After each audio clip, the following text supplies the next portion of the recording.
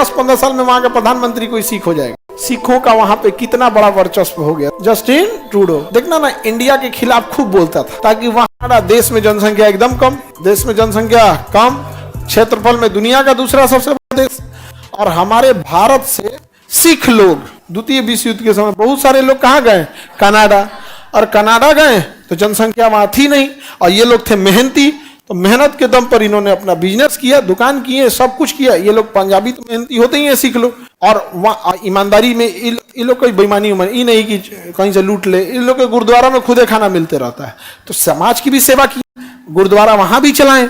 वहां के लोग कनाडा वाला पिज्जा उज्जा खाने वाला गुरुद्वारा का आके हलवा खाया, कड़ा प्रसाद खाया, पराठा खाया, कहा सो spicy without any cost, so gentleman come in my country.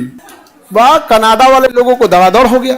मुसलमानों को कमाने के लिए सऊदी अरब दिख गया, मुसलमानों को कमाने के लिए क्या दिख गया, सऊदी अरब दिख गया। पर मुसलमानों में क्या है ना कि उनको पैसा आ रहा है ना, तो फिर वो एजुकेशन पे अगली पीढ़ी पे ध्यान देते हैं। सऊदी अरब में भी बड़ी संख्या में मुस्लिम कमाने गए हैं, लेकिन किसी पोजीशन को होल्ड करके नहीं बैठे हैं।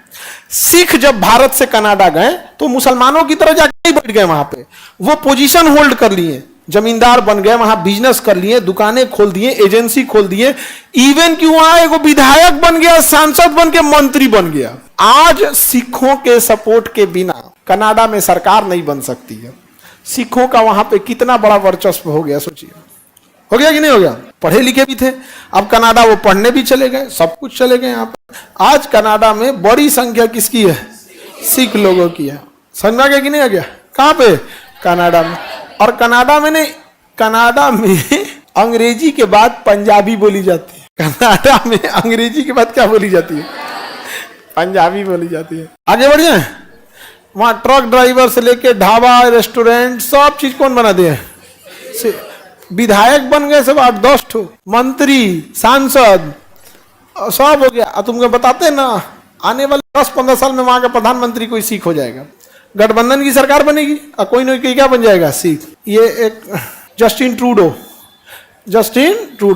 देखना ना, इंडिया के खिलाफ खूब बोलता था ताकि वहां रह रहे कुछ सिख जो खालिस्तान समर्थित है, सब नहीं, कुछ सिख भाई, सारे नहीं, कुछ, ज्यादातर सिखों ने बहुत अच्छा काम किया, लेकिन कुछ लोग खालिस्तान समर्थित हैं। तो ये कनाडा का प्रधानमंत्री सोचा कि इनका हम समर्थन कर देते हैं, भारत से रिश्ता खराबी करने में क्या जाता है, हमारी तो सरकार बन जाएगी। तो लोकतंत्र की सबसे बड़ी खराबी वो धीरे धीरे भीड़ तंत्र हो जाता है।